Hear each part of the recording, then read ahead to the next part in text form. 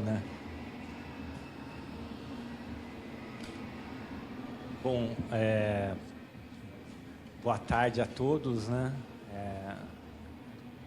Aqui a equipe da revista agradece a presença de todo mundo que veio pular um carnaval diferente aqui com a gente, né? É curioso porque no primeiro número da revista, na apresentação, a gente fazia uma menção ao carnaval por causa do fevereiro, né? Está se realizando um pouco isso, né? Que é um pouco a ideia da revista, né? Um pouco mais plural, um pouco mais anárquica, num certo sentido, né? Bom, eu me chamo Alexandre, sou aqui do comitê editorial da revista. Temos aqui outros colegas do comitê, Marcela, o Cícero, a Maria, o Arthur, o Zé Luiz, o Rica. Só não está presente o Rui, né? É isso. E a gente está lançando aqui e o Daniel. E estamos lançando aqui o número 10 da revista, né? São 8 anos, a revista ela tem, deveria ser semestral, não conseguimos, mas ela tem essa característica de ser uma revista pesada, no certo sentido teórica, né? Mas que tenta, de alguma maneira, sinalizar para o mais imediato.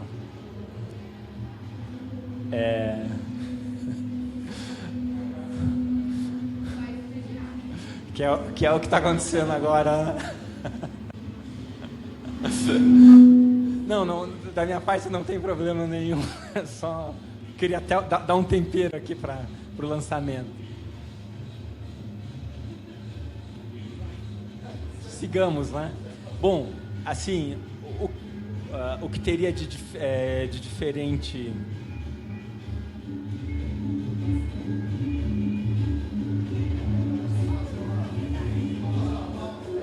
Vamos fazer uma pausa, então, né?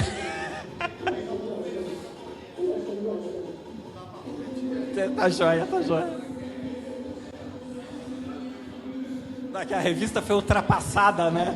Pessoal pela força que tá das acompanhando coisas. A gente aqui pela gravação, apareceu uma concorrência desleal aqui, duríssima, e a gente volta daqui a 2 minutos.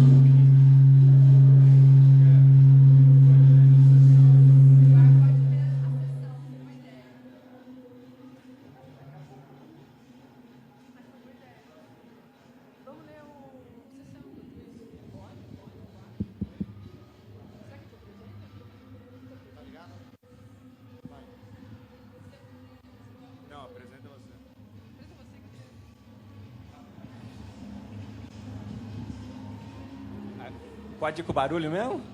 Então tá, então vamos. Bom, então dando sequência aqui nessa apresentação, eu vou falar um pouco... Marcelo? O Marcelo vai, gentilmente, né, que é um amigo da revista Fevereiro, vai ler alguns poemas do livro Sessão, no qual apareceu uma resenha na revista, né? O livro é resenhado nesse número 10 da revista. Eu vou comentar um pouco, eu que fiz a resenha,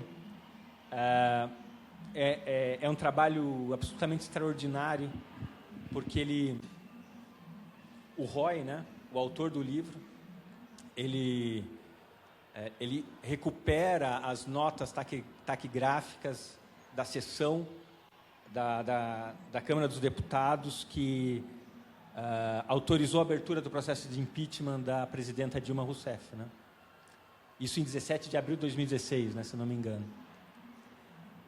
E ele, portanto, ele recupera os votos, né?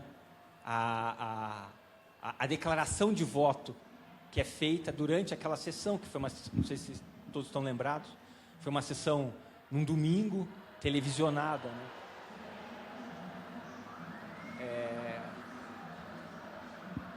O que parece trivial, né?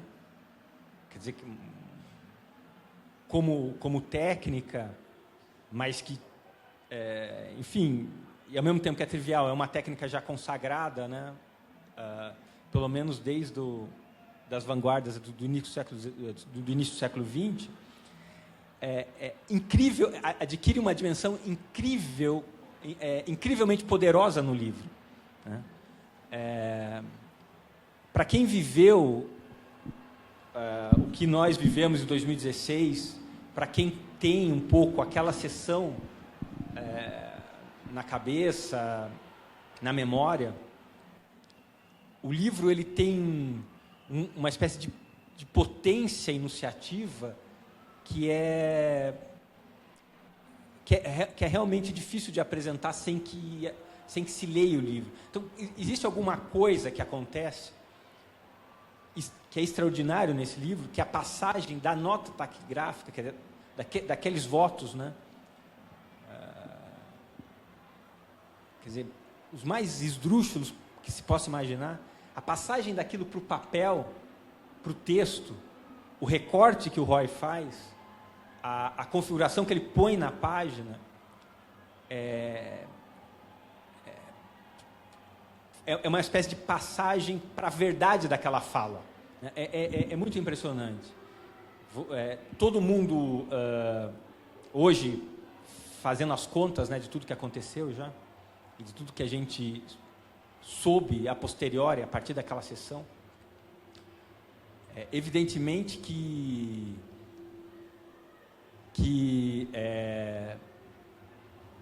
enfim, a sessão estava comprada, né, digamos assim, né, entre aspas, aí, caso está sendo divulgado isso aí, né? A sessão estava, mas, portanto, aquelas justificativas de voto, elas eram retoricamente vazias, né? E, no entanto, ao passar para o livro, elas adquirem uma verdade inesperada, né? Enfim, eu estou falando demais, eu acho que é melhor o Marcelo ler e... Enfim, eu realmente fiquei muito impactado com a leitura do livro. Lista de presença registra na casa o comparecimento de 265 senhoras deputadas e senhores deputados. Está aberta a sessão, sob a proteção de Deus e em nome do povo brasileiro, iniciamos nossos trabalhos.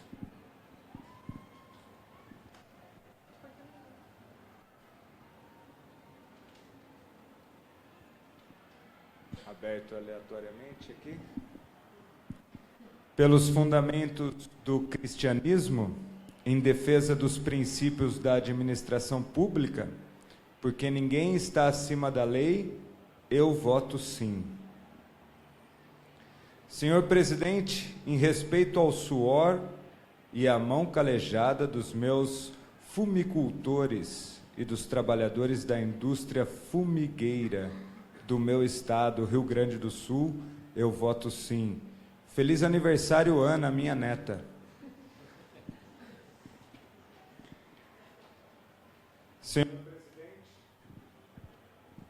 Senhor presidente, pelos trabalhadores do campo e da cidade, por todos aqueles que lutaram pela democracia e tombaram nessa luta, pelo deputado Paulo Wright, do meu estado, que foi assassinado pela ditadura, contra o golpe, voto não. Em nome de Joinville, de Santa Catarina, pelo meu neto Pedro, que nasceu há 10 dias, pelo futuro dele e por todas as famílias de bem do Brasil, meu voto é sim. Pelo Brasil, pela cidade de Ituporanga, que me adotou por Nova Tentro, onde eu nasci, por toda Santa Catarina, pela mudança do Estatuto do Desarmamento, pelos nossos agricultores e pelo fim da corrupção no Brasil, eu voto sim. Sigamos.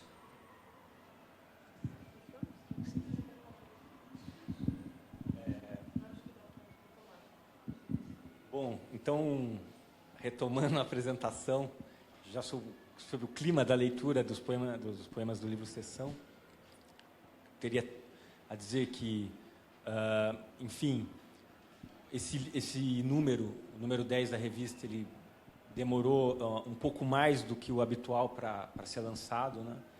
Nós ficamos muito com a preocupação do número ficar muito datado, apesar do número ter sempre um caráter mais teórico do que apontar para o imediato, né? De todo modo, a impressão que nós temos, né, que somos inevitavelmente os primeiros leitores da revista, né, ainda que sejamos leitores interessados, né, com um olhar já um pouco poluído, né, por ter participado da elaboração da revista, a impressão que a gente tem é que o número ele se sincronizou com os últimos acontecimentos, né? Lembrando que o número 9 da revista era o número do golpe, né? Era o número do golpe do impeachment. E hoje a gente vive uma espécie de... parecia que havia um hiato, mas parece que os últimos acontecimentos costuram uma continuidade, né? Do que nos espera, né? A partir desse golpe que houve em 2016. Além disso, né, isso, enfim, isso perpassa um pouco os artigos, mas, além disso, eu gostaria de falar especialmente de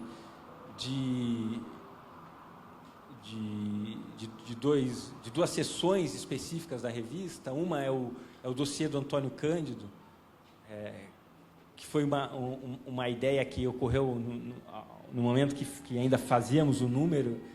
Não sei se o Ricardo poderia também comentar um pouquinho.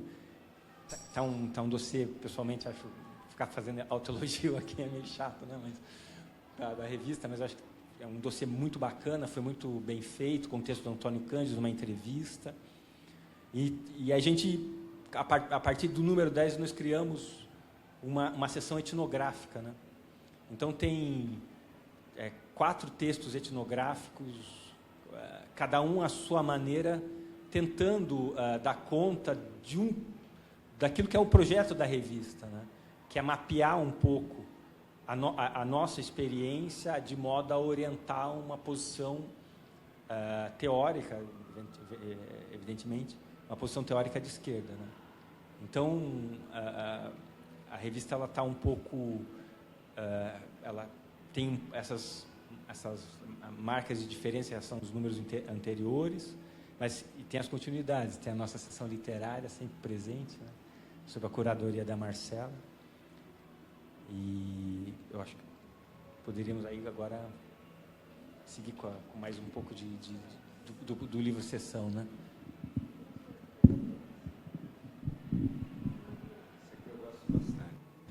Senhor presidente, meu voto é não.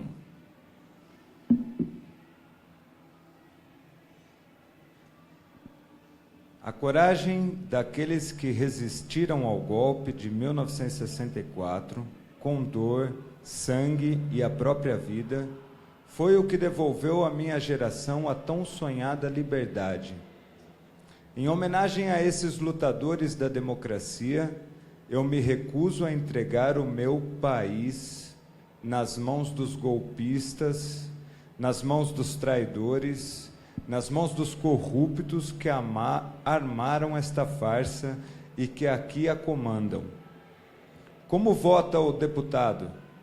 Em homenagem aos milhões de lutadores que hoje lutam e não se cansarão de lutar pela democracia, por amor à pátria, o meu voto é não. Senhor presidente, senhores deputados, em homenagem aos princípios da Constituição Federal, da legalidade, da impessoalidade e, sobretudo, da moralidade, da publicidade, da eficiência, meu voto é sim.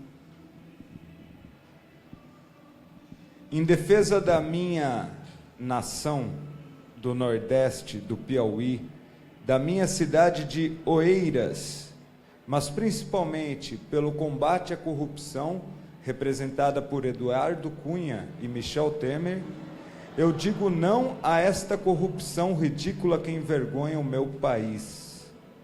Logo, logo, Eduardo Cunha, Vossa Excelência estará pagando por isso, de trás das grades, pelo mal que faz ao Brasil e ao mundo. Exclusivamente por orientação partidária, mas com um sentimento de tristeza, meu voto é sim.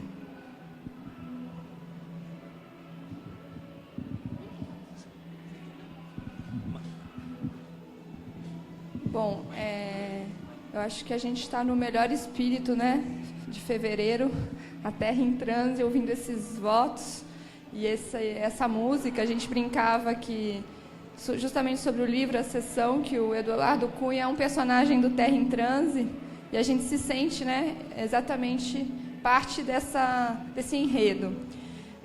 Muito rapidamente, originalmente, quando a gente pensou esse lançamento, a gente queria uma coisa breve, a gente se dividiu, e a gente chegou, inclusive, a cogitar transformar esse lançamento não num debate sobre a Fevereiro, mas num debate sobre vários espaços editoriais que se colocam o mesmo desafio que a revista Fevereiro, né? Que desafio é esse? É um diagnóstico, né? Esse desafio parte de um diagnóstico de que os canais tradicionais de comunicação, de construção de diagnósticos e de consenso, eles estão não só fechados, né? Então, a gente até tem um texto sobre isso numa das apresentações, né? Que a academia, ela se profissionalizou a tal ponto que ela se tornou muito fechada, né? Um lugar de especialistas, num debate bastante estéril, enquanto a mídia, por sua vez, também perdeu muita profundidade porque ganhou um tempo comercial que antes tinha, porém não com a intensidade que tem. Então, a gente viu, por exemplo, nos últimos anos, o fechamento de vários cadernos, como o Mais, e outros espaços onde esse debate acontecia. Então, a revista Fevereiro, ela surge nesse contexto, né, de tentar ser um espaço aberto, né? A gente sabe que tem enormes limitações para isso, é uma revista densa, é uma revista difícil, né? Mas, ao mesmo tempo, ela tenta não ser uma revista acadêmica, né? A própria ideia dos ensaios, de você ter uma liberdade que a academia hoje já não te permite mais, né? Orienta um pouco as nossas publicações, né? Então, você ter textos curtos, textos muito mais longos, ou seja, uma variedade editorial que você já não encontra, né? E a tentativa também de ter debate, que é outra coisa que você não encontra nesses espaços, né? Dizendo tudo isso, que achei muito feliz, então, a gente fazer o lançamento aqui na Tapera Taperá, justamente porque ela também é um espaço que, como a Fevereiro, quer ser um espaço híbrido, né? Ela é uma loja, uma livraria, mas ela, ao mesmo tempo, é um espaço. Então, eu acho que todos nós, em diferentes contextos, estamos tentando reconstruir, né, esses espaços, essas possibilidades de diálogo, de inventar o novo num terreno em transe. Acho que a revista tem um pouco essa tentativa, essa ambição. Eu não sei se ela consegue fazer isso, mas é isso que a gente tenta fazer.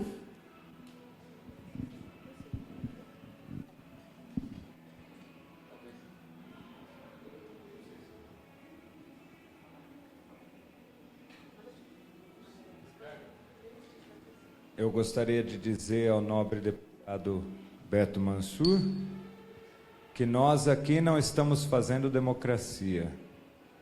Nós estaríamos fazendo democracia se dessemos àqueles que estão nas ruas a oportunidade de ir às urnas, votar e escolher seu presidente democraticamente. Aí sim estaríamos fazendo democracia. Como disse João Castelo, para não perder minha dignidade nem minha coerência, voto não ao impeachment.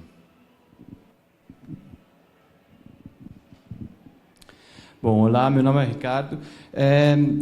Nesse número, a gente, conversando nas nossas reuniões, a gente decidiu abrir um espaço da revista para homenagear, de alguma maneira, o Antônio Cândido. E a gente resolveu homenageá-lo de uma maneira um pouco particular e ligado um pouco ao histórico da revista, à proposta da revista, né?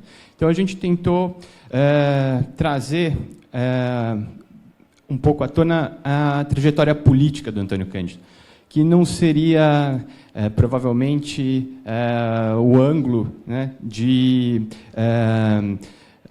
balanço mais usual nessa sequência de homenagens que teve, né? E, ao mesmo tempo, é um ângulo que a gente pensou que pudesse trazer uma contribuição importante, né? Pelo fato de que, como foi colocado aqui, a revista surge de um diagnóstico de um certo divórcio entre a política e a academia, a gente queria mostrar, né, ou buscar mostrar, pelo menos, que na atuação política e na atuação acadêmica do Antônio Cândido houve um esforço constante de se fazer essa ponte, né, de pensar a política através da academia e pensar a academia através da política. Então, a gente trouxe alguns textos, né, que tentavam marcar momentos importantes em que o Antônio Cândido atuou dessa maneira, bastante peculiar. Então, primeiro, um texto que ele publicou ainda na década de 50, quando ele militava no Partido Socialista Brasileiro, chamado Repúdio ao Capitalismo de Estado, ao socialismo, desculpa, ao socialismo de Estado, que já era um distanciamento crítico bastante incisivo em relação aos destinos da União Soviética à época, e que já colocava para a esquerda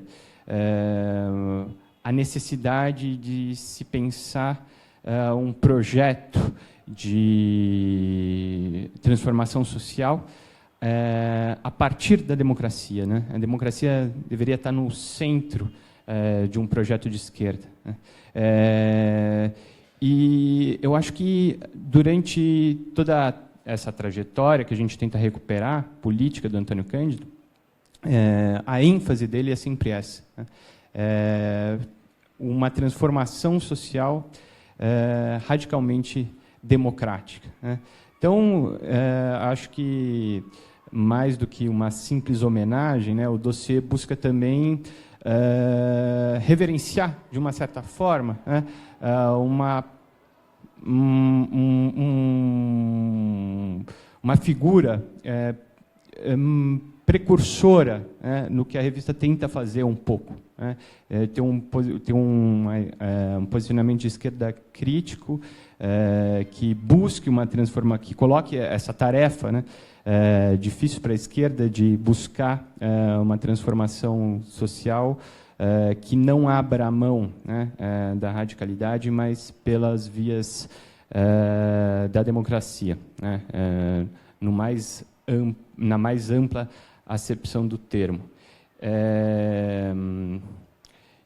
E eu acho que o interessante também de ver é que, assim, mais também do que a gente destacar a figura do Antônio Cândido, né, a gente também destaca toda uma geração, que é algo que o próprio Cândido, nos seus textos, quando ele vai falar de política, tenta muito fazer, né? Mostrar como essa militância de esquerda democrática estava ligada a uma geração que se constituiu a partir da revista Clima, que tinha no Décio de Almeida Prado, no Paulo Emílio, diversos, na própria Gilda, sua esposa, né, em diversas figuras que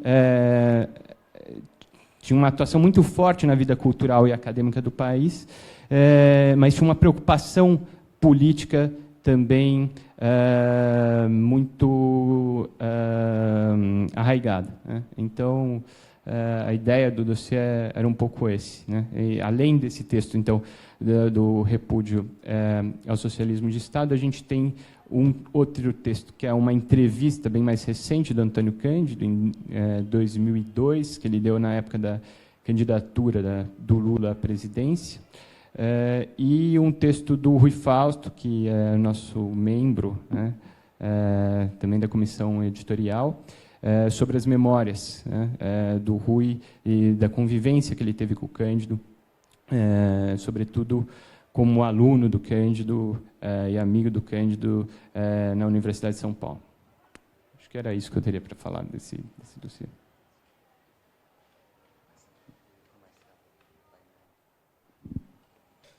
Conseguiu, hein, presidente? Governo mal avaliado deve ser julgado nas urnas.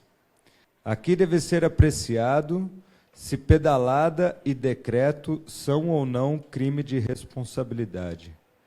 Segundo a Constituição, não é. Defender a Constituição em momentos contramajoritários é para quem tem coragem. Por isso, voto não. Acreditando, senhoras e senhores deputados, que o meu voto ajudará o nosso país, ajudará a melhorar o nosso país, com a coragem do maranhense de norte a sul, de leste a oeste, com o carinho e a força da minha cidade natal, a cidade de Pinheiro, em homenagem às minhas únicas e verdadeiras riquezas, minhas filhas, Amanda e Isabela, eu voto sim.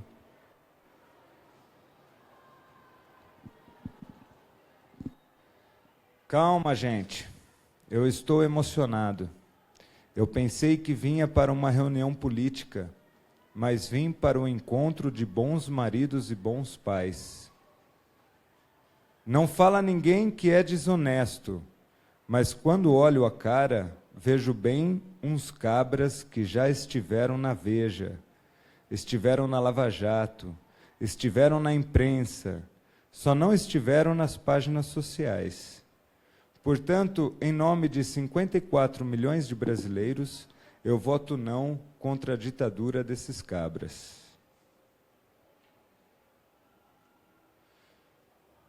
Solução para o nosso país só pode existir se for através da democracia. Apresentei nesta casa, com o apoio da maioria, projeto que convoca plebiscito popular para que a população diretamente decida o nosso futuro. Qualquer solução fora disso não pode ser respeitada por um país que tanto lutou pela democracia. Sou contra eleições indiretas. Sou a favor da democracia e voto não ao impeachment.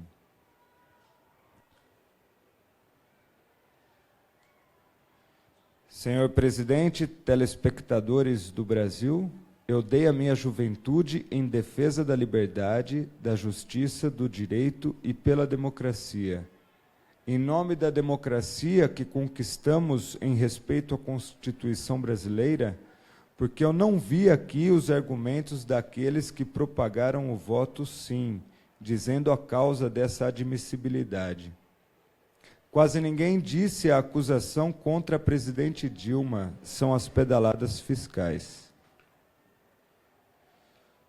Todos nós sabemos que isso é uma grande hipocrisia, porque todos os governos praticaram pedaladas fiscais. Como vota, deputado? Portanto, a presidente Dilma não cometeu crime nenhum. Por isso, em nome da democracia, em respeito à Constituição brasileira, em nome da dignidade do povo brasileiro e em respeito à presidente Dilma, que é uma mulher honrada, séria e comprometida com o povo brasileiro. Eu voto não a este golpe parlamentar. Bom, Cícero.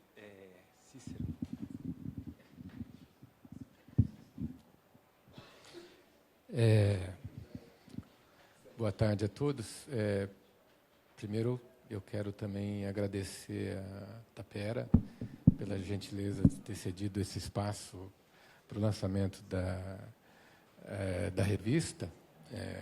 Eu não conhecia a Tapera, também tive um prazer conhecer aqui esse espaço. Bom, nós estamos lançando essa revista, o número 10 da revista.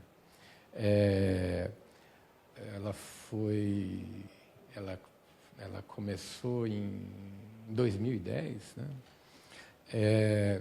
E a ideia original da revista era justamente ser uma revista de crítica política e cultural, mas também ser uma revista de crítica de uma tradição com a qual ela, desde o início, expressava sua identidade, né? Uma tradição progressista, de esquerda, socialista, mas que se pretendia também ser uma crítica dessa tradição, né?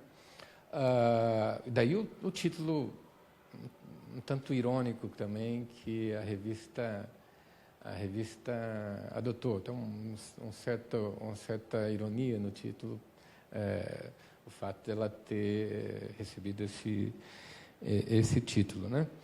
E agora, quando a revista ela surgiu em 2010, a conjuntura política era bem diferente da que nós estamos vivendo hoje, né? A revista, quando ela surgiu, você pode dizer o seguinte: bom, 2010 era um momento que, aparentemente, muito confortável para o campo à esquerda. Confortável no sentido de você tinha um governo progressista, você pode dizer mais ou menos, né, progressista, mas era um governo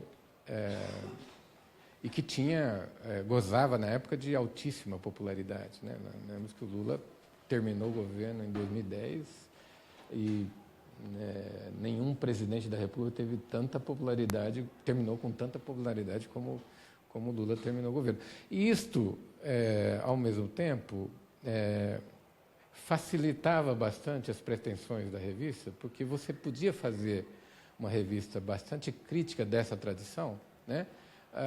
Sem ter aquele sentimento de culpa que, evidentemente, todos têm, se tem essa identidade, quando o campo está numa situação mais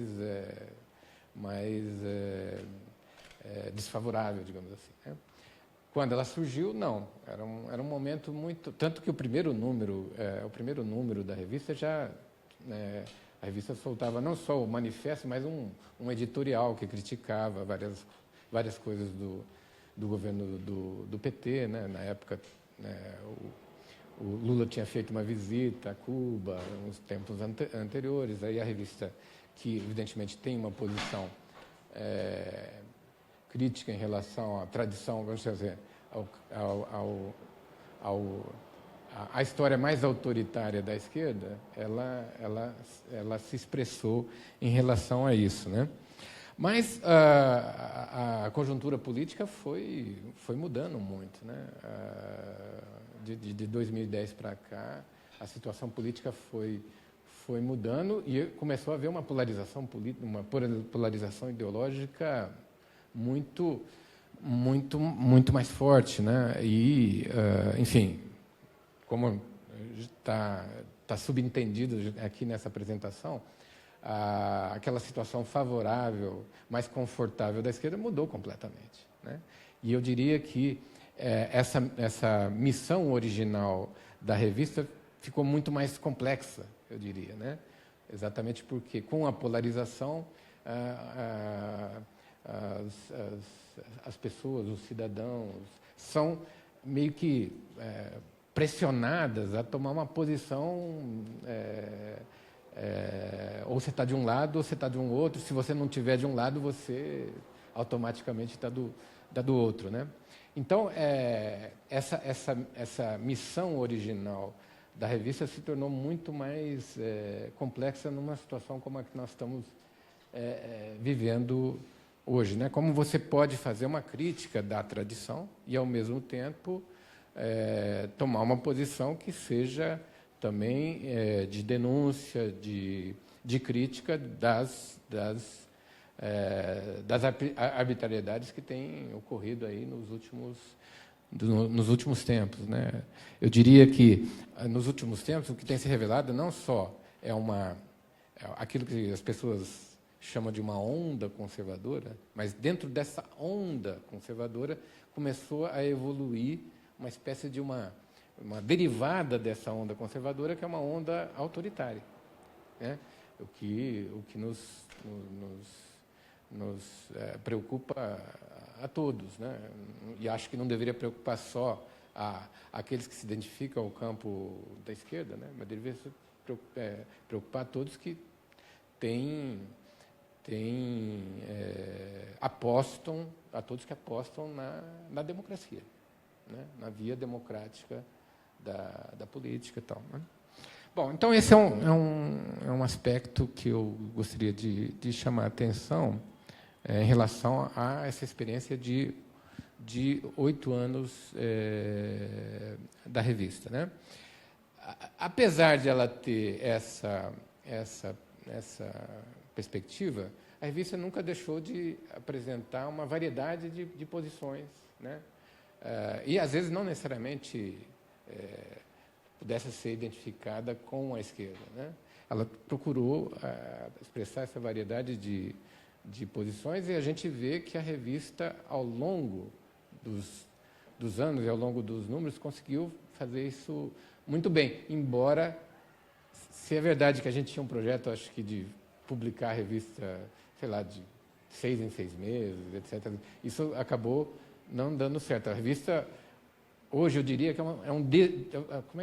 qual é a expressão? Eu lembro de uma expressão. A revista que pensou ser semestral, ela acabou sendo uma espécie de um de vez em quandário. Exatamente porque é muito difícil fazer uma revista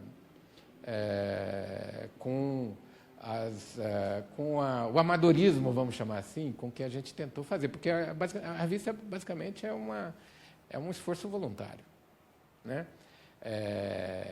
E as pessoas têm trabalho, têm a sua inserção profissional própria, e então é muito difícil mesmo fazer a revista nesses modos. E eu diria até que é um pequeno milagre ela ter conseguido editar 10 números até o momento, né?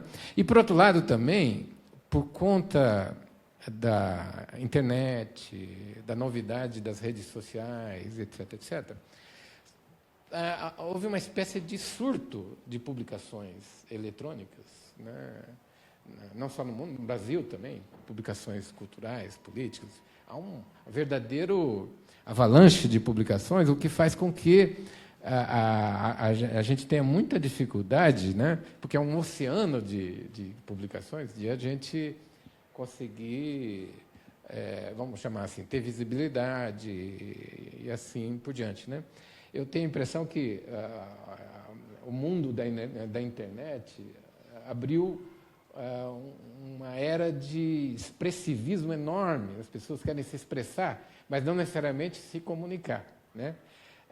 Me lembra um pouco, digamos assim, a Avenida Paulista no domingo, né? Você passa pela Avenida Paulista, você ouve alguém tocando jazz, outro tocando não sei o que, outro fazendo circo, outro fazendo não sei o que, todo mundo se expressando.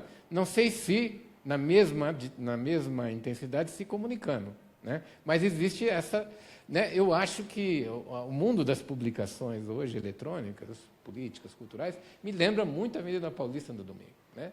Você anda pela Avenida Paulista e vê um monte de coisa, mas os barulhos, inclusive, às vezes se misturando e assim por diante, mas eu não sei até que ponto ainda nós conseguimos transformar essa vontade de se expressar em comunicação, em interação, né?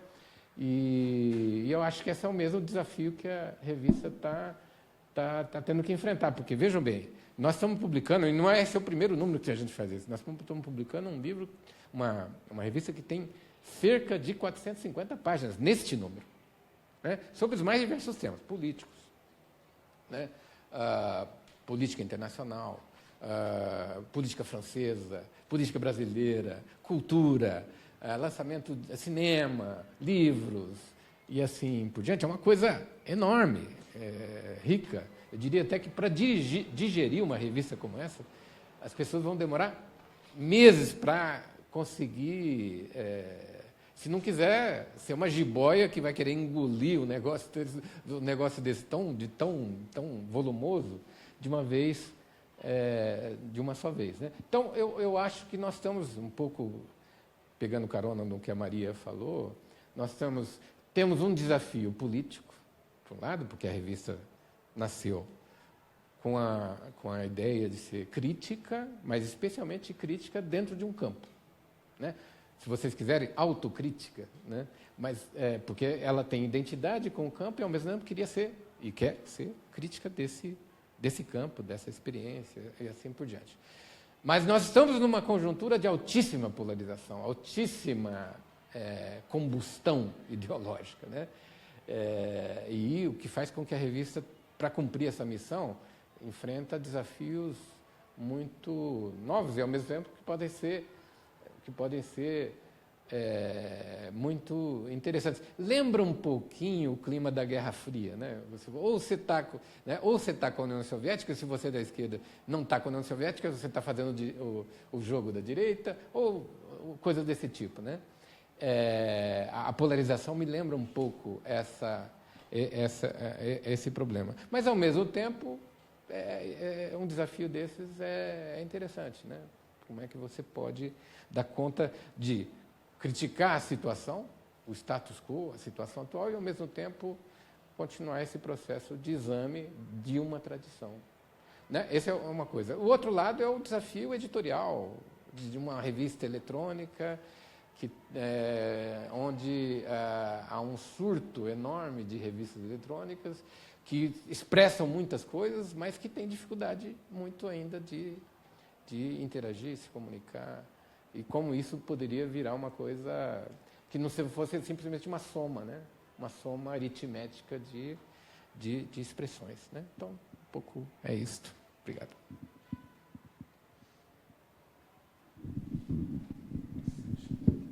Senhor presidente, pelo futuro do meu filho Breno, pela minha família, pela minha cidade de Ourinhos e região, pela minha querida Polícia Militar do Estado de São Paulo, pelo Brasil, pela honestidade, pela ética, em homenagem aos policiais militares que deram sua vida pela sociedade, eu voto sim pelo impeachment.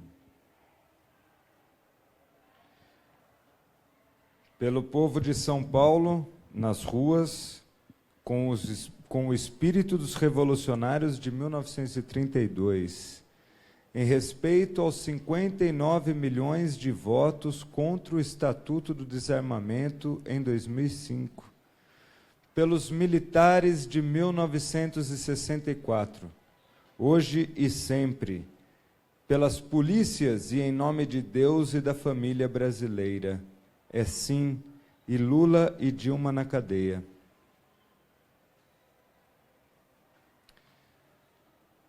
Senhor presidente, eu primeiro agradeço a Deus pelo fato de estar neste momento nesta casa. Em nome da minha família e pensando no futuro dos meus netos, Guilherme, Elisa e Gabriel, pensando também nos 10 milhões de brasileiros que estão desempregados, pensando nos mais de 60 milhões de pessoas que estão com o seu nome no SPC, pensando ainda no povo evangélico e nos meus eleitores de São Paulo, na esperança de que os brasileiros voltem a sonhar, voltem a sorrir, o meu voto é sim ao impeachment. Muito obrigado. Bom, então de chamar o Thales, que é um colaborador aí da nossa revista, ele para trocar algumas palavras conosco aqui. Ele escreveu um texto para a revista, para esse número, e gentilmente veio aqui também prestigiar o lançamento.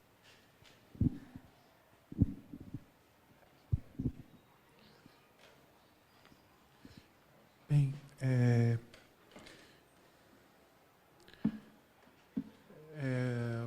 o pessoal da Fevereiro me pediu que eu escrevesse sobre uma coisa que eu estou pesquisando, né, que interessa como questão evidente, como dispositivo e produção de política, produção de vida política, mas também como fenômeno humano, né? Porque eu sou psicanalista e penso política, né? E eu tinha essa pesquisa que foi em cima dessa questão, que é um certo recrudescimento forte, uma presença forte, uma retomada do espírito autoritário, né, no movimento de ruptura com o processo institucional democrático, uma presença forte do espírito autoritário, protofascista, né?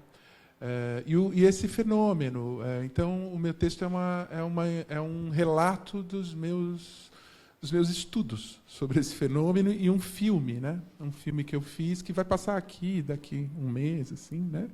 A gente vai passar aqui, que se chama Intervenção, né? Intervenção. Amor não quer dizer grande coisa, né? Que é uma das frases de um dos fulanos que aparece no filme, que são as vozes da extrema-direita na internet, né? Que é por onde a extrema-direita se organizou, se expandiu, né? Gestou os seus discursos, gestou o seu imaginário, gestou suas estratégias políticas, né? E o texto é uma investigação também da ambígua relação que o golpismo, vamos dizer assim, estabeleceu, né, do centro-direita e dos liberais e dos neoliberais com a direita e a extrema-direita, né? Quer dizer, como que foi possível liberais e autoritários andarem juntos, de mãos dadas, né? E como os liberais suportam a presença do pensamento abertamente autoritário, fascistoide, né? E o que tudo isso significa, né? Então, é um texto sobre o processo da extrema-direita no processo contemporâneo, né? Que não é irrelevante, a gente sabe, né? O candidato da extrema-direita está aí, né? É desta ambiguidade anti-esquerda, né? em que bons liberais e neoliberais, na minha hipótese, se utilizaram da energia política produzida pelas estratégias da extrema-direita. E aí existem elementos políticos que são complexos, porque são elementos psicopolíticos, né? Não são exatamente mediados pela história, pela relação pública, né? A importância muito grande nesse processo todo da ruptura do circuito histórico de referências, né? Que libera a voz do fascista, né? A voz do fascista é uma voz regredida, abstrata, que não reconhece mediações históricas nenhuma. Daí a relação forte entre notícias falsas, né? Notícias falsas, na verdade, são mentiras, né? Que sempre foi uma prática fascista, a produção ativa de mentiras, né? No entanto, se esses caras estão trabalhando na esfera das trocas significantes comuns, da política comum, com mentiras, portanto, com falsificações, portanto, com insolidez, e que são a favor do cliente, são gestos de força do desejo político, o que ordena, se não é nenhuma verdade? Se não é nenhum senso de verdade? O que ordena? Né? Aí está o elemento psicopolítico, né? Tem uma lógica, como dizem os psicanalistas, né, de realidade interna, né? Uma lógica de realidade interna e uma convocação, né? Uma coisa que o Freud explica lá desde da psicologia de massas e análise do eu, isso é um fenômeno de psicologia de massas, né? Uma convocação de identificações. Esses caras não trabalham por argumentos racionais. Eles não trabalham por mediações com a história, com problemas, com discussão. Por isso que é muito mais fácil para eles do que para nós. Infinitamente mais fácil. Eles não precisam ler nenhuma das 450 páginas. Né? Eles não precisam fazer trabalho nenhum. Né? Eles já sabem, de antemão, porque o que eles sabem é o que eles querem. né? E é muito interessante, então, a degradação do processo político brasileiro com este polo extremado, que é um polo de dissolução de mediações minimamente acordadas, né? E que é o ato direto do desejo, né? É o ato direto do desejo. Então, esse filme que eu comento no texto, os resultados, né? Esse filme é inteiramente feito com a fala desses caras na internet. São eles falando. E são centenas de chats. E são centenas de pessoas no Brasil reproduzindo isso e eles fazendo um circuito que não é de argumentos. É um circuito daquilo que um analista que eu gosto muito, que estudou muito psicose, o Bion, chama de alucinose, que são delírios, são sistemas delirantes, né?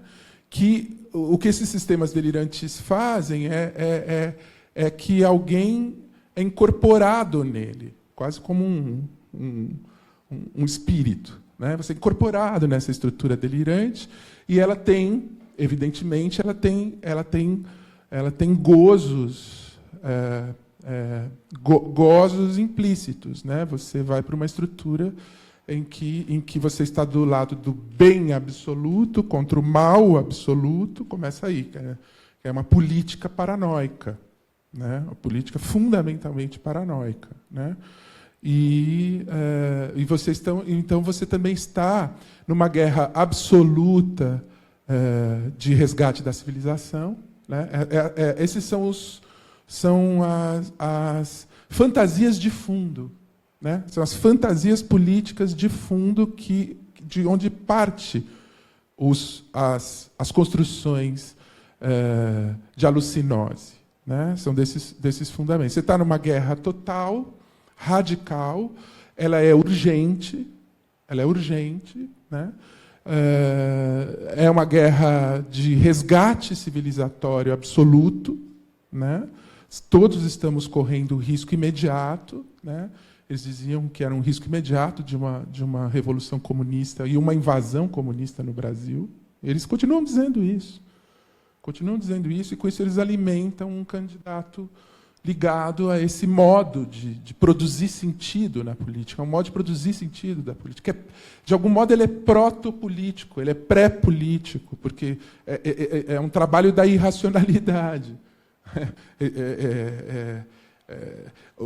Porque, assim, a minha hipótese é que os liberais e neoliberais se utilizaram desse negócio, porque esse negócio produz muita energia política. Esse negócio é apaixonante. Política paranoica, em que você está imbuído como um salvador universal, na posição do super-homem ou do Batman, pedindo a intervenção do exército mundial contra o mal. Bom, é assim que crianças brincam, né? É assim que crianças, os psicanalistas pensam, né? Assim que crianças brincam, é tudo branco e preto, super-heróis e terrores, né? Mas, ao mesmo tempo, este mecanismo justifica toda ação de violência contra o inimigo absoluto. E um destino catastrófico para a nossa democracia, que seria um candidato de extrema-direita que existe, tem, neste momento, 20% das intenções de voto, e é gerido no caldo que eu estou falando para vocês, certamente seria um processo político-cultural de aumento da violência política, da violência social no Brasil exponencial, né? Porque toda esta dinâmica protopolítica, psicopolítica, pré-política, né? Porque funciona com formas psíquicas, mas não tem mediação nem com a história, nem com o trabalho de mediação, né? Alguma ordem de razão possível, né? Então, isso é o mecanismo fascista, a subjetivação fascista, né? E o resultado disso é o direito à violência direta, a imediatez da política como violência. Né? Então, esta parte da política conservadora, ninguém se responsabiliza por ela. Os liberais e neoliberais que andaram com essa gente na rua fingem que não fizeram isso. E no meu texto diz, mas foi fundamental a presença desses caras. Esses caras é que produzem a paixão política que transmite a fantasia de restauração, sabe-se lá do quê. Né? E, junto com isso tudo, né, eu também me chamou muita atenção, me chocou demais, né, a recuperação fantasmática de elementos da Guerra Fria e esse mecanismo alucinatório de colocar o governo democrático, popular e de expansão de mercado interno e, portanto, de expansão do capitalismo brasileiro como um governo stalinista e comunista dos anos 50. Né? Esse arcaísmo, mas impressionante que isso funcione, como foi possível. Claro que isso só foi possível porque grandes blocos ideológicos também estavam cortando o processo de leitura histórica do governo. Né? O governo Lula cresceu o país 6 anos em 8 acima do PIB mundial. Pegou o país com 12% de desemprego do Fernando Henrique durante 2 anos, entregou com 5%, e depois a Dilma foi a 4,5%, que é pleno emprego. Essas coisas não dizem respeito, isso é capitalismo contemporâneo, é capitalismo que, pela primeira vez, criou uma espécie de pleno emprego com sociedade de consumo no Brasil. Isso é capitalismo liberal, mas não é o capitalismo que se deseja no Brasil. Agora a gente está vendo, se deseja outro tipo de capitalismo, rentista, autoritário. Né? Então, é uma leitura completamente equivocada do governo Lula, distorcida, mas que, no entanto, se impôs com uma imagem regressiva, que eu chamo de anticomunismo do nada. Né? O anticomunismo, que, no fundo, é uma estrutura paranoica antiga, tentando recuperar o objeto mal, como dizem os analistas, que não existe mais. Que o governo petista nada tem de respeito com isso. O governo petista foi processado pelas suas relações com o capitalismo brasileiro. Né? O governo petista foi processado e se corroeu pelas suas relações com a estrutura de comprometimento do Estado no capital brasileiro. Né? Agora, também, ele é responsável por não ter conseguido dizer isso publicamente, claramente. Né? Tem os erros ideológicos sérios no processo da própria esquerda de nomear a sua própria situação política. Né? Então, essa questão também do anticomunismo do nada me interessa muito, né? essa falsificação. Né? Mais essa falsificação. Eu só vou ler aqui um pedacinho. Será que ninguém tem um tablet aí, um negocinho maior que o meu aqui? No meu filme, algum maior? Alguém tem um troço desse maior? Está muito pequeno aqui. O que é um troço super legal, que a gente abre a revista aqui, né? Tem essas coisas novas, interessantes.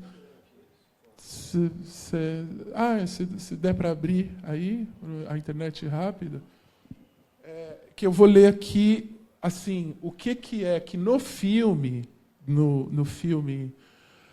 Intervenção, né, que é a extrema-direita, que nós pegamos os caras que pediam intervenção militar e que organizavam essas ondas e máquinas de uma grande articulação delirante e irracional, né?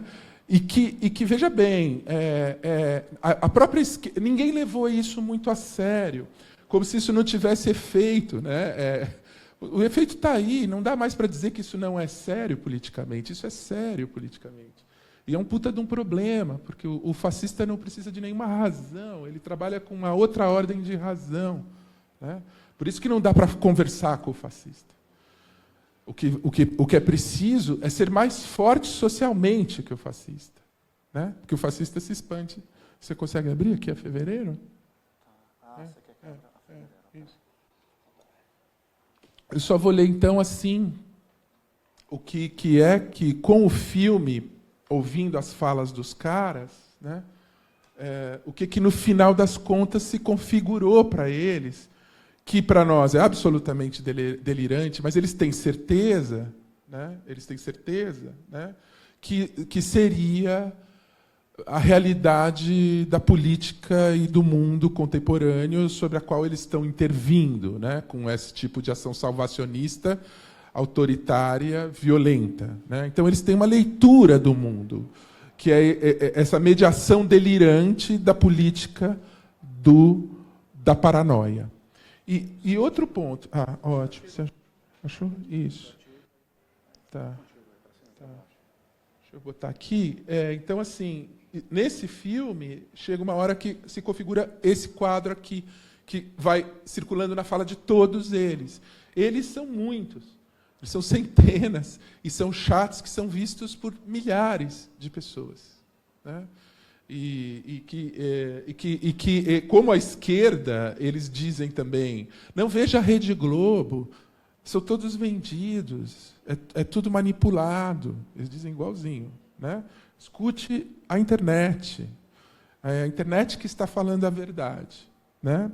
E a verdade é essa daqui, quer ver? O que eles dizem do mundo, né?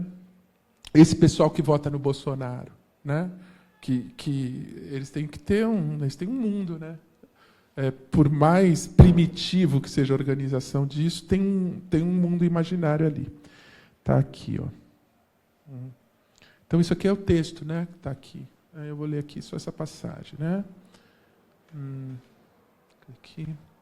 Qual era a fabulação limite da extrema-direita, construída coletivamente em espaço de velocidade e irresponsabilidade gozosa, ao longo dos anos de 2010 a 2015? É um processo, né? Escalada, né?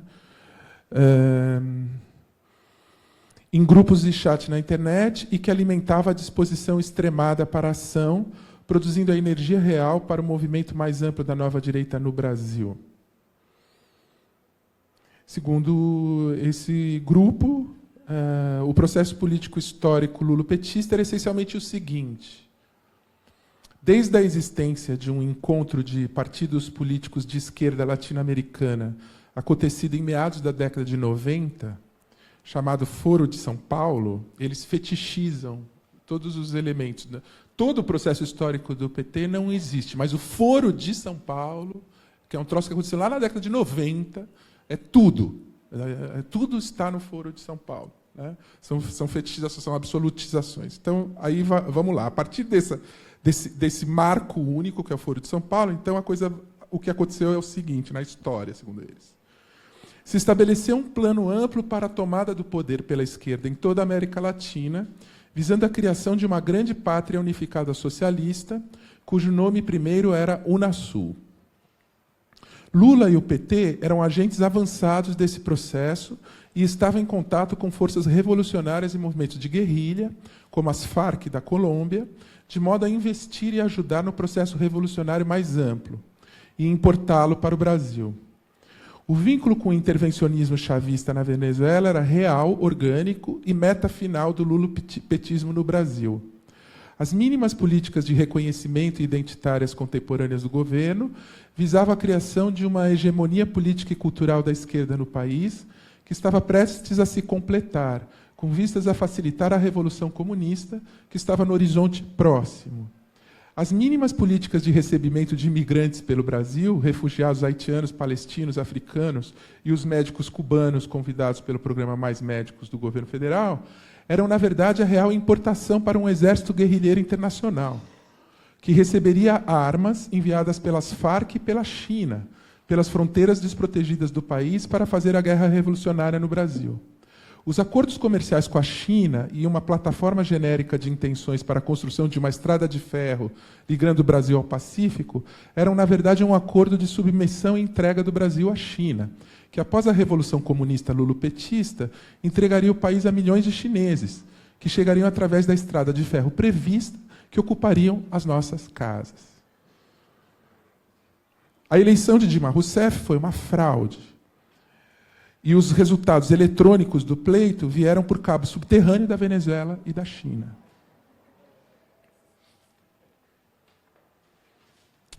Da Venezuela e da China.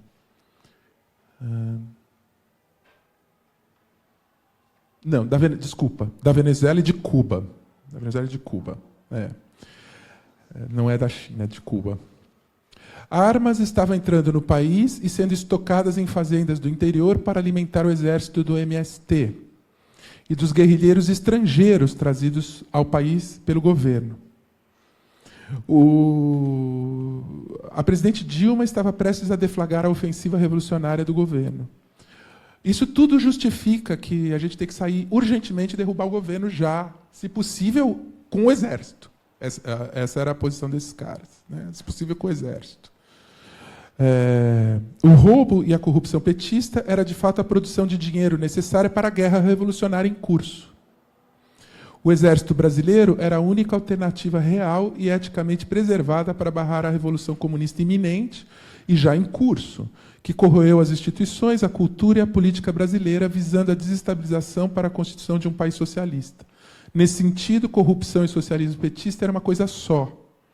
A corrida contra a iminência do ataque comunista era urgente e o Exército Brasileiro, única salvaguarda moral e institucional disponível, interveria e não permitiria a destruição da nação pela Revolução Esquerdista. A intervenção militar era iminente e todos deveriam se preparar para ajudá-la politicamente, sustentá-la nas ruas e nos espaços públicos necessários. A Guerra de Salvação Nacional aconteceria a qualquer instante. E, de fato, ela já estava acontecendo. No fim do filme, eles começam a delirar, o sistema de delírio vai, e que a guerra está acontecendo. Eles começam a ver aviões, armas, movimento de tropas, né? É muito interessante, né? É muito interessante. É muito interessante, mas é terrível, né? É uma coisa sobre a natureza humana muito difícil, né? Muito difícil. Enfim, esse é mais ou menos o trabalho que eu publiquei aqui junto com os amigos da Fevereiro.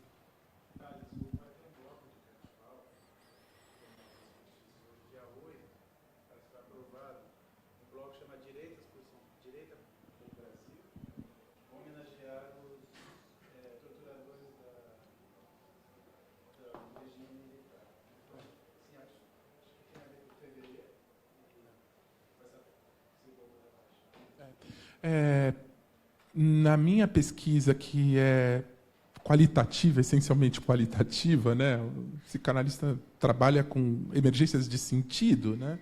Blocos de sentido, produção de sentido. Me parece que o ponto que disparou esse desequilíbrio de uma expansão de um pensamento neo-autoritário brasileiro e que está no governo, o modo do governo lidar com o espaço das tensões democráticas é muito autoritário. Não tem uma manifestação contra o governo que não termine.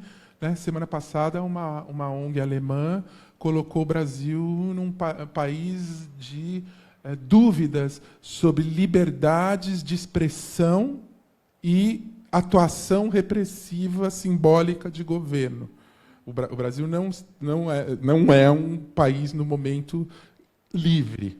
Né, para muitos. É um país controlado, né, pelo Estado. Semi-controlado, mas controlado. Né? Os efeitos do golpismo e a presença do elemento autoritário.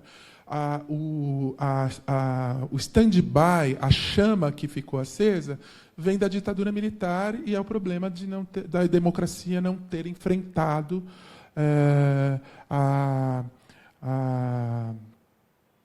o julgamento político da ditadura militar, a democracia não ter feito o trabalho do julgamento político. Onde começou o movimento agora foi em 2011, que começou essa organização na internet que eu estou dizendo, foi em 2011, no começo do governo Dilma, quando se disparou a Comissão Nacional da Verdade. E aí ex-militares, em geral, começaram a gerar esse discurso, que é um discurso ressentido sobre sobre a ideia de que a esquerda estava produzindo uma política de ressentimento que os puniria, né? E que era inadmissível que o Estado brasileiro tomasse uma postura de recriminação da ditadura militar. Ali começa. As primeiras manifestações de extrema-direita são no ano de 2011, são muito pequenas, é meia dúzia de ex-militares, né? Mas eles não param, né? E eles vai expandindo por identificação essa posição radical psíquica, né? Então esse bloco, na verdade, é uma diminuição do anterior que se chamava Porões do DOPS. É o mesmo, né? Então, que é o Porões do DOPS, né? Que é isso, que comemora torturadores, Ustra, né? Então, assim, a democracia brasileira pagou o preço, quer dizer, está pagando o preço de ter convivido, né? Sem, de fato, ter elaborado a violência ditatorial, ter permitido um fio de continuidade da violência ditatorial ao longo da democracia, né? O resultado está aí, né? O resultado está aí.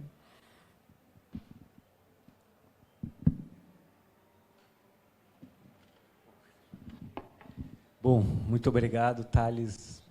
Obrigado por ter colaborado com a revista, por ter vindo aqui fazer o lançamento conosco. Vou, mais uma vez, passar a palavra para o Marcelo para continuar a leitura dos poemas. O Brasil não será o país do ódio, daqueles que querem destampar a lógica da intolerância e a lógica do fascismo, que estavam recolhidas pelo peso da democracia, que custaram tanto a brasileiros e brasileiras. Nós estamos diante de um processo de impeachment cujo relatório não tem embasamento jurídico nenhum, porque, meu grande amigo relator, o relatório não reflete o que estamos querendo fazer com a presidente da República. O relatório, na pior das hipóteses, assim como foi feito com os demais presidentes, deveria levar à aprovação das contas da presidente, com uma simples ressalva, e não ao comprometimento de uma democracia como um todo, que é o que estamos fazendo agora. O povo brasileiro precisa saber que este relatório não tem a substância necessária para colocar o país em uma divisão, para colocar o país numa crise profunda e alongada.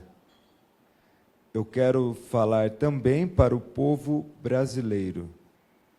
O que está acontecendo nesta casa é que, pela fragilidade de nós políticos, a irresponsabilidade e a impopularidade de nós políticos, estamos pegando a cabeça da presidente da República e colocando ao bel prazer da sociedade brasileira, e fazendo um julgamento meramente político nesta casa hoje. Eu lamento o que está acontecendo. Na pior das hipóteses, poder-se-ia chamar ou convocar uma nova eleição para que pudéssemos legitimamente, assim como a presidente Dilma foi eleita, assim como o presidente Fernando Henrique foi eleito, assim como o presidente Lula foi eleito, eleger um presidente e não tirar à força um mandato legítimo e legal feito pelo povo brasileiro.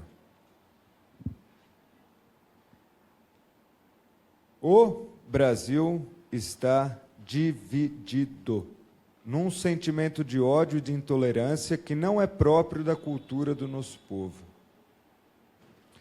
É por isso que eu digo e repito, se formos destituir uma presidente da República por impopularidade, deputado Gaguin, teremos que destituir também os governadores e prefeitos deste Brasil, que estão impopulares, além de fechar o Congresso Nacional, porque nós não temos mais credibilidade para produzir este país.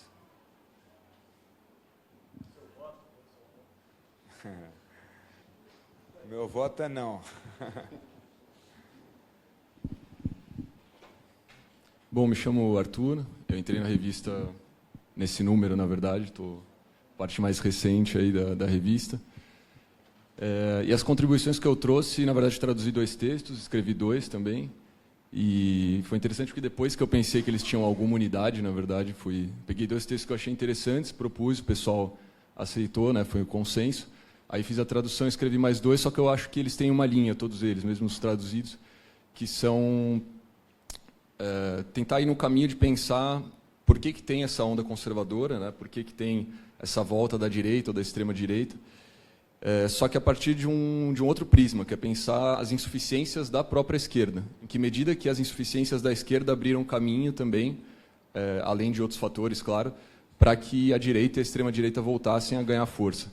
Então, aí tem um texto do Laval e do Dardot, sociólogo e um filósofo francês, que estão na ponta de lança aí da teoria crítica, lá na França, e eles fazem um balanço do que seria, né? Eles escreveram um pouquinho antes da eleição francesa, e eles acertaram o resultado da eleição, afinal, Macron foi eleito. O Mélenchon não foi para o segundo turno, que eles também disseram nesse texto que provavelmente ia acontecer. E aí eles tentam fazer uma análise a partir justamente dessas insuficiências do que foi a candidatura tanto do Hamon, que foi o candidato do Partido Socialista, quanto também as insuficiências da candidatura do Mélenchon, que seria uma candidatura mais à esquerda do PS. E aí entram questões que interessam para a discussão na Europa, nos Estados Unidos, mas em alguma medida também estão presentes aqui, sobre o populismo, o significado do populismo, em que medida que a gente pode ou não adotar esse conceito, ou a gente pode tentar organizar uma luta de esquerda a partir da ideia do populismo. E são autores de esquerda, mas são autores muito críticos também dessa tática, né, dessa estratégia de organização por meio do populismo. E é nesse sentido que eles vão tentar pegar um pouco a candidatura do Mélenchon e avaliar, né, como uma candidatura que foi feita a partir de cima, uma candidatura feita a partir de uma figura carismática, que é o Mélenchon, mas que não podia caminhar porque não tinha tanto apelo com os trabalhadores, né? E o que tinha mais apelo com os trabalhadores, na verdade, foi a candidatura do Front National mesmo, né? Tanto que a Marine Le Pen foi para o segundo turno, junto com Macron, e a esquerda ficou totalmente de fora, totalmente desarticulada, né? Até se ensaiou uma aproximação entre o Hamon, né, entre o PS e a frente de esquerda, mas acabou não acontecendo.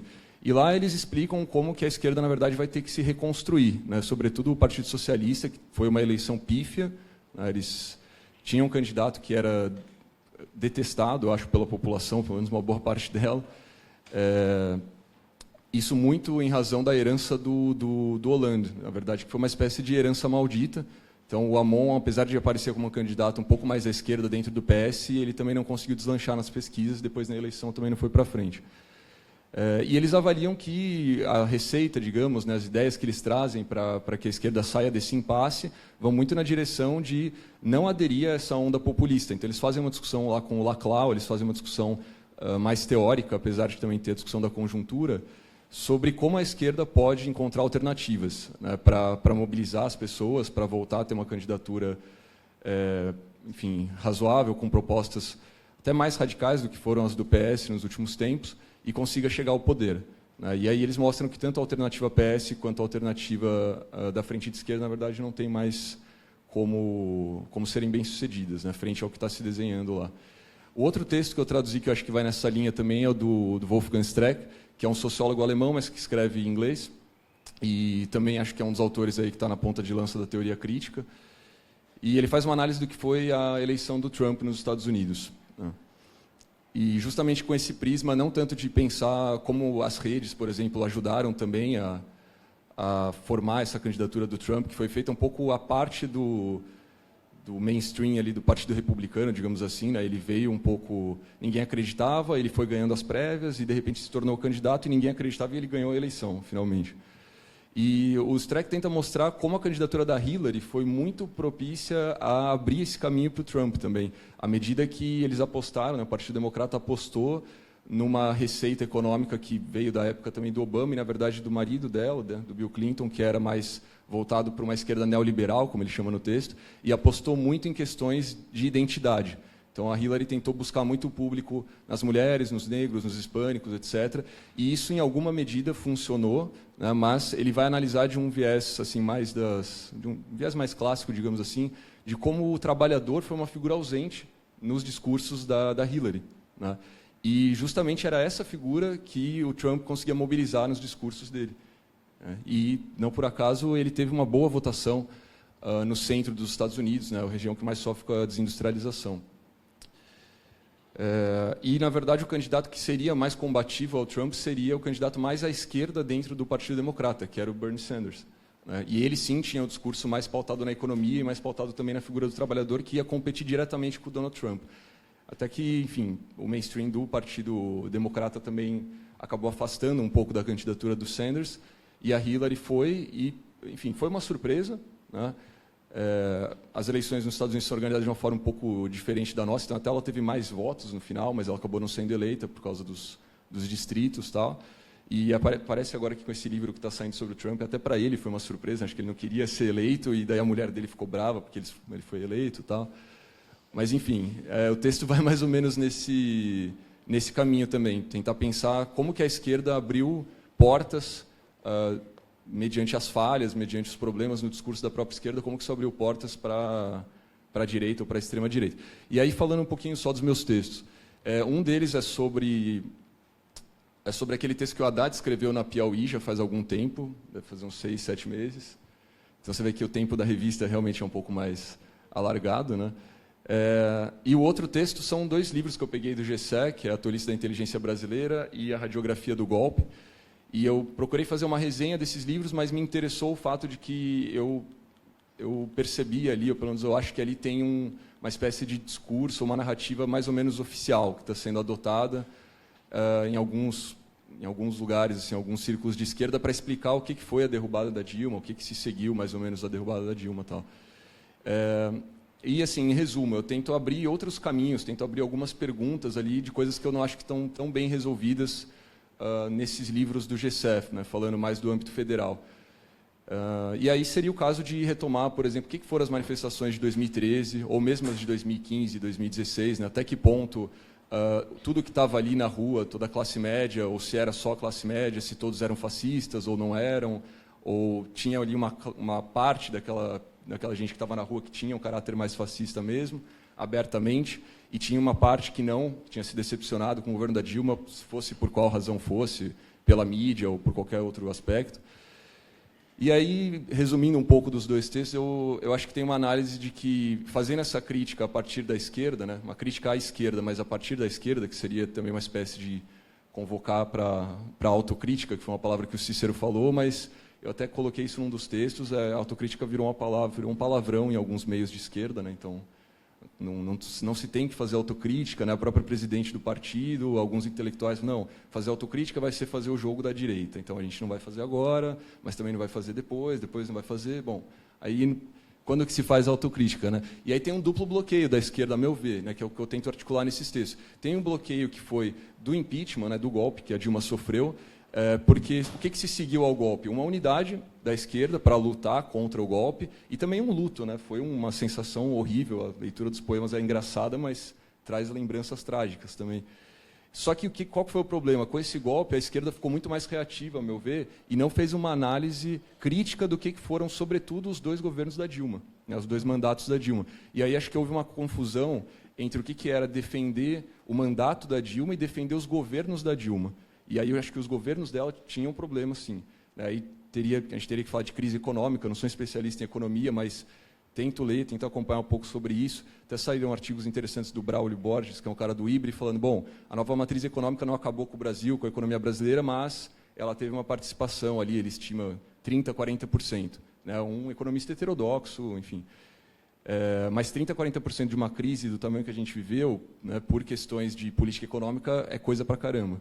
Então, teria essa questão da crise econômica que também, em alguns meios de esquerda, parece que vira um artifício, vira a Lava Jato causou a crise econômica, ou tal outra coisa causou a crise econômica, ou foi só uma articulação da direita, ou foi, não sei, as agências americanas se organizaram para pegar o pré-sal.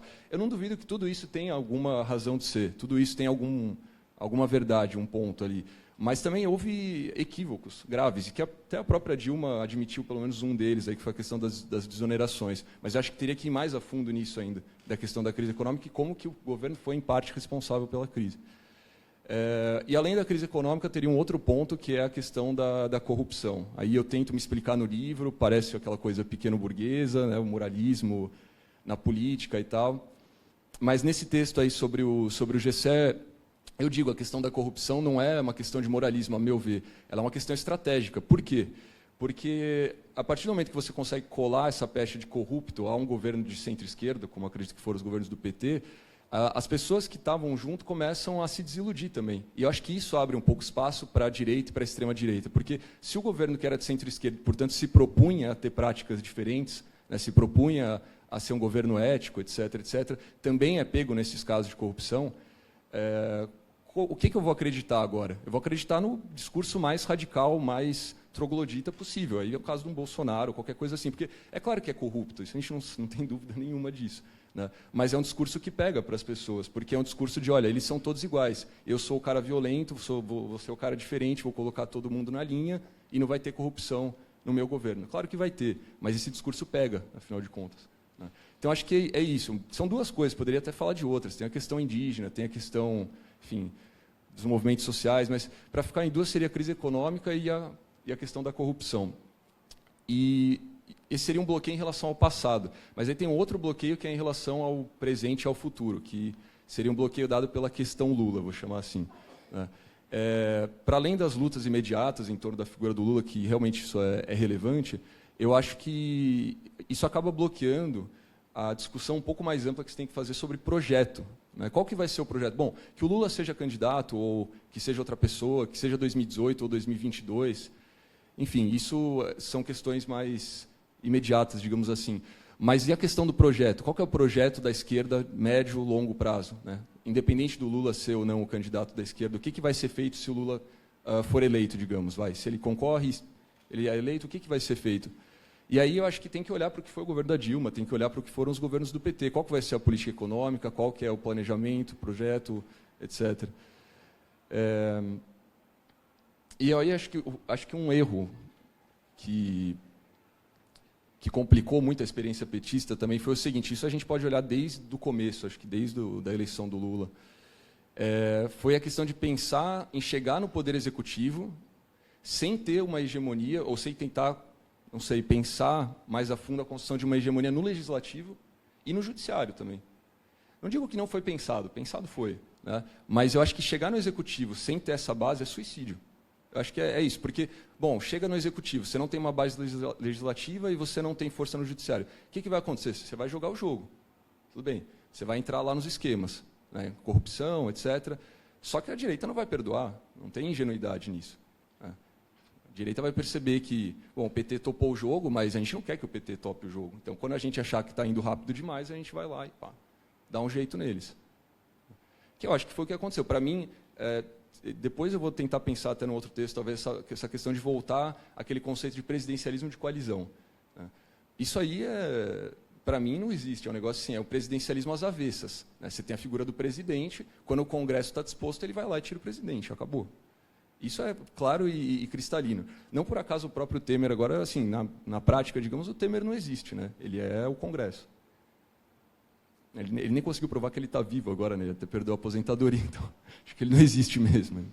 Enfim, ele é o Congresso, tanto que, bom, o Congresso tentou se mobilizar em algum momento para fazer o Temer cair também. E aí, o que ele fez? Não, vamos liberar tudo aqui, dezenas de bilhões em pleno ajuste fiscal, e falou, não vou cair, vamos segurar as pontas. Tal. Mas, enfim, acho que era mais esse o caminho assim, do que eu queria propor nesses textos, sem, claro, ignorar, e eu mencionei isso de passagem nos textos, que tem uma organização de direita e de extrema-direita que é extremamente perigosa, que não joga dentro das regras aí do jogo democrático, enfim. E acho que aí o texto do Alexandre, né, que é o Brasil Ano Zero, o texto do Tales, vão muito nesse sentido também, de mostrar que não foram só os erros da esquerda, obviamente, né, tem uma questão da organização da própria direita. Mas eu acho sim que os erros da esquerda, que a gente às vezes acaba passando um pouco por cima, ajudaram bastante a fazer essa direita deslanchar também. Então, a ideia desses 4 textos, né, um mais com a questão americana, outro com a questão francesa e esses 2 que eu tentei escrever para cá eram no sentido de, bom, continua a luta imediata, continua as lutas de conjuntura, mas tem que fazer autocrítica, sim. Não é jogo da direita, tem que se preocupar com a corrupção, porque é uma questão estratégica, não é moralismo, não é pequeno burguês, não é nada disso. E, enfim, eu acho que essa era a direção assim, dos textos que eu fiz.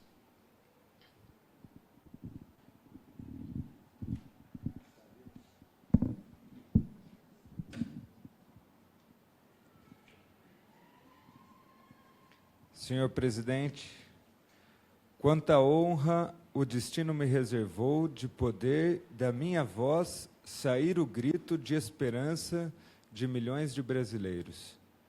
Senhoras e senhores, Pernambuco nunca faltou ao Brasil. Carrego comigo nossas histórias de luta pela liberdade e pela democracia. Por isso, eu digo ao Brasil: sim pelo futuro. Brasil, Brasil, Brasil. Eu sou brasileiro. Com muito orgulho, com muito amor, eu sou brasileiro, com muito orgulho e muito amor. Vamos chamar o deputado Daniel Coelho. Temos que continuar a votação. Senhor presidente, senhoras e senhores deputados, ao lado do meu filho Luiz Eduardo, que aqui está, em nome da minha família, eu gostaria de, primeiro, pedir a Deus que abençoe o Brasil. Eu vou passar a palavra ao meu filho para que ele possa dizer ao Brasil o meu voto. Não é possível, deputado. Deputado, não é possível.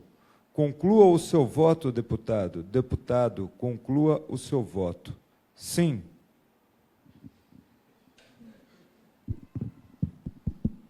Bom, boa tarde. Primeiro, eu agradeço ao Antônio, ao Tapera, por ter acolhido a gente, e gostaria também de agradecer os amigos da Fevereiro que têm colaborado nesses anos todos. O Rafael, o ilustrador, que acabou dando a identidade do site. É uma revista totalmente feita por colaboradores. O Thiago Mesquita acaba de sair daqui, ele também escreveu.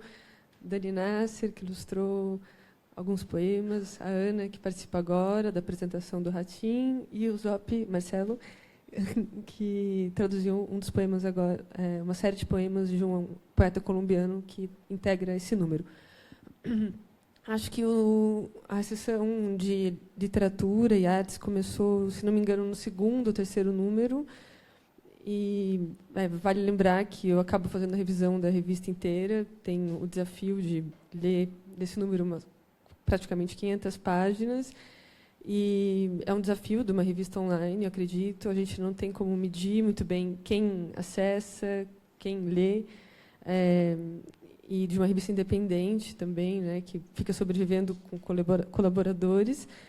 Mas, bom, bem ou mal, ela está existindo há 8 anos, isso comprova que a gente está com fôlego. E, bom, o mesmo desafio para os artigos, eu lembro de ter lido artigos de 60 páginas, 40, 50, para outros números. Esse tempo de leitura que não é nada compatível com a internet, eu acredito que também é um problema dos poemas, que tendem a ficar meio soterrados, né, nessa avalanche de informação.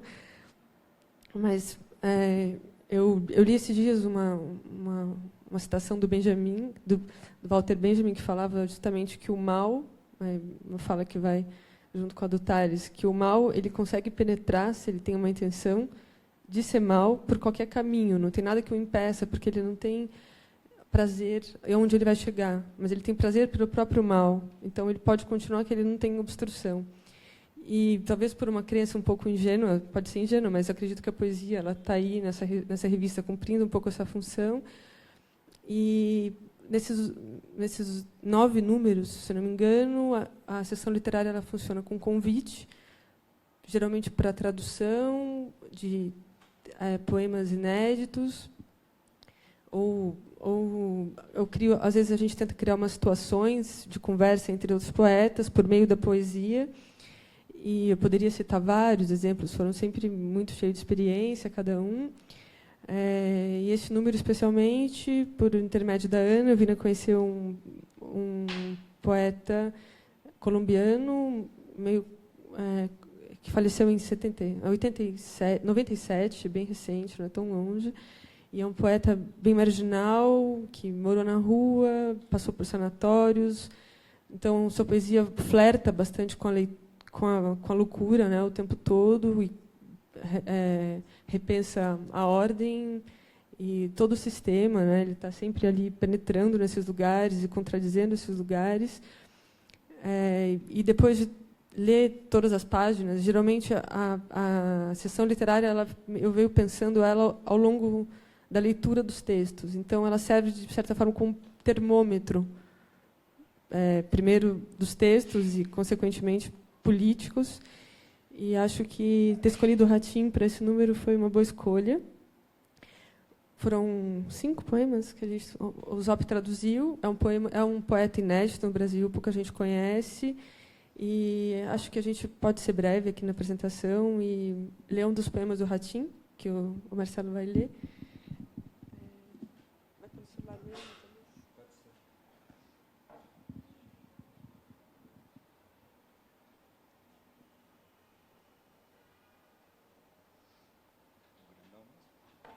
só mais uma observação.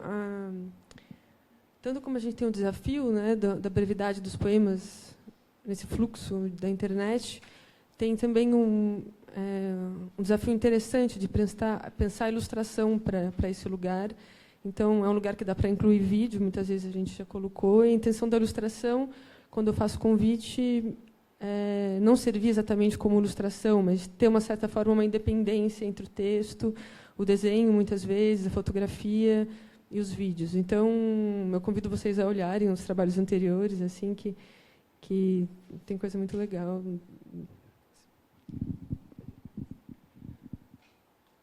Príncipe do Valle del Sinu.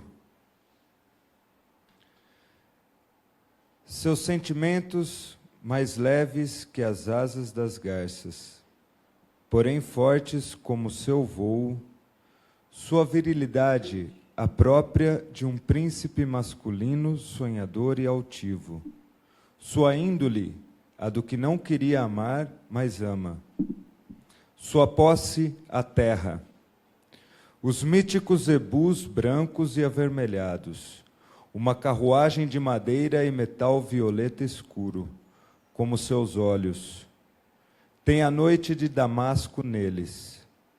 Sua voz, a do trovão diluído no sussurro da brisa. Sua elegância, a do cavalo do deserto. Suas maneiras, a presença dos antepassados orientais fumando haxixe, batendo o ar com as pestanas negríssimas, com um fundo púrpura de olheiras de adicto ancestral, deitados sobre uma almofada de seda verde pistache. Seus alimentos, as amêndoas, as azeitonas, o arroz, a carne crua com cebola e trigo, o pão ázimo, as uvas passas, o gergelim, o coco, o iogurte ácido. Suas cores, o preto, o azul e o magenta. Seus elementos, o ar e a terra. Sua presença, a de um jovem deus agrícola afastando o mau inverno, oferecendo sua força ao fraco do campo. Sua essência íntima, a do adolescente eterno que habita a ilusão do poeta e sua loucura de alcançá-lo. Em seu pleno trânsito fugaz à madurez familiar, aos hábitos pouco felizes, seu sentimento unânime, o da flecha e o coração palpitante da agonia do êxtase erótico. Seu prazer, o transbordamento íntegro do ser sobre os meus sonhos, abandonados entre suas mãos. Sua eternidade em mim, a do amor amplamente desejado, no essencial de cada instante, de cada poema.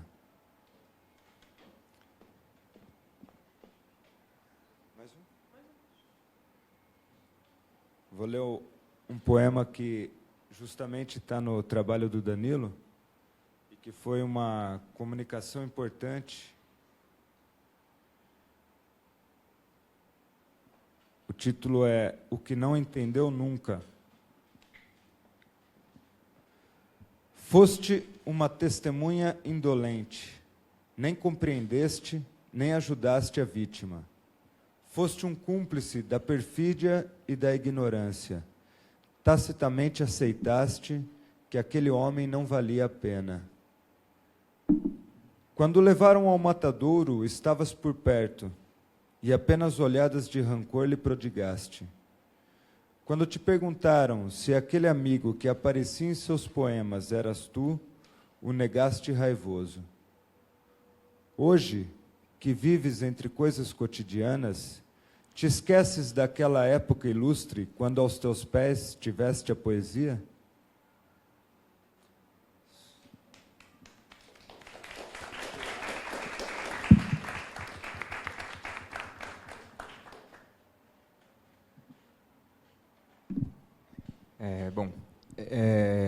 Cabe a mim falar por último nessa sessão, num sentido melhor da palavra do que... em primeiro lugar, queria agradecer ao Espaço por ter cedido pela primeira lançamento de revista que a gente faz. Felizmente também, felizmente não, mas enfim, calhou de ser pela primeira vez que a Fevereiro sai em fevereiro, para o bem e para o mal, junto com o Carnaval passando ao lado. Agradeço também a todos, a gente agradece aos amigos da Fevereiro, aos leitores, aos colaboradores. Sem vocês, evidentemente, nada disso seria possível. Isso não é apenas uma trivialidade dizer, porque realmente a gente não tem fôlego para tocar tudo sozinho. Na verdade, vou falar rápido para terminar. Eu quero só mencionar, para não dar um ar de só alegria, mencionar umas dificuldades pelas quais nós estamos passando nessa revista, e para começar a entender o que vem pela frente, quer dizer, como que a gente vai dar seguimento aos números que vêm. E, vou acabar retomando um pouco a fala do Cícero. Eu acho que nós temos duas dificuldades, são de duas ordens. A primeira, digamos, ela é da ordem prática. A gente tem uma dificuldade de manter uma rotina de publicação. Então, sai cada ano sai um mês diferente, sai em 8 meses, depois quase um ano. Isso é muito complicado do ponto de vista editorial, mas também se deve ao fato de que a gente tem, de fato, é muito difícil tanto levantar recursos financeiros, quanto levantar texto. Nós somos, afinal, 5, quantas pessoas nós somos? 7?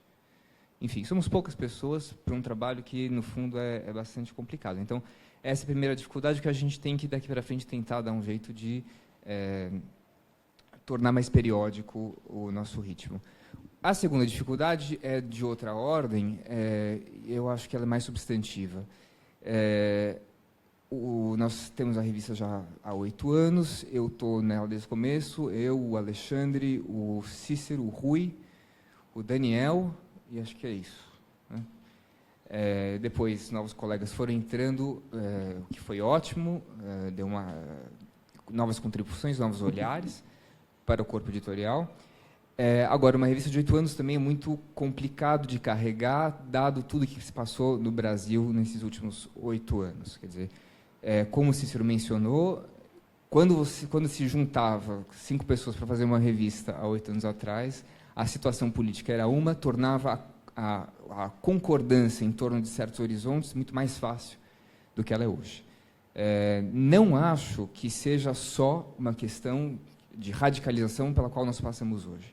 Quer dizer, claro, é um clima de Guerra Fria que a gente vive, torna muito mais difícil a ideia de fazer uma crítica da esquerda no momento atual, mas eu acredito, me parece, e eu acho que eu acho que não é só opinião minha, os acontecimentos recentes, 5 anos, 4 anos para cá, eles têm poder de revelação. Quer dizer, não é que simplesmente a coisa está mais radical, é que as coisas mudaram.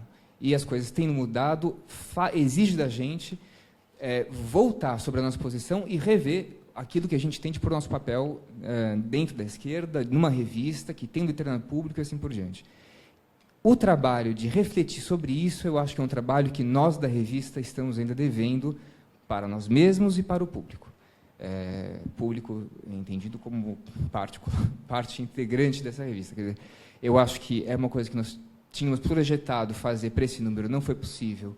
O Alexandre começou isso no artigo dele sobre o Brasil, a gente não conseguiu dar sequência a isso, mas acho que a gente está devendo e tem que ser feito para o próximo número, é uma reflexão da própria revista sobre a situação atual do Brasil e das consequências que essa situação traz para a posição de uma crítica que nós nascemos assim, mas quais são as consequências que esses acontecimentos trazem para nós, enquanto revista, enquanto crítica da esquerda, nascida e feita da esquerda. Quer dizer, as divergências que antes podiam ser colmatadas dentro de horizonte enfim, estamos todo mundo junto nessa crítica da esquerda, isso já não existe mais, e eu acho que é uma coisa que nós estamos devendo uma reflexão a esse respeito. E eu acho que isso tem algo que ver também com a situação da esquerda em geral.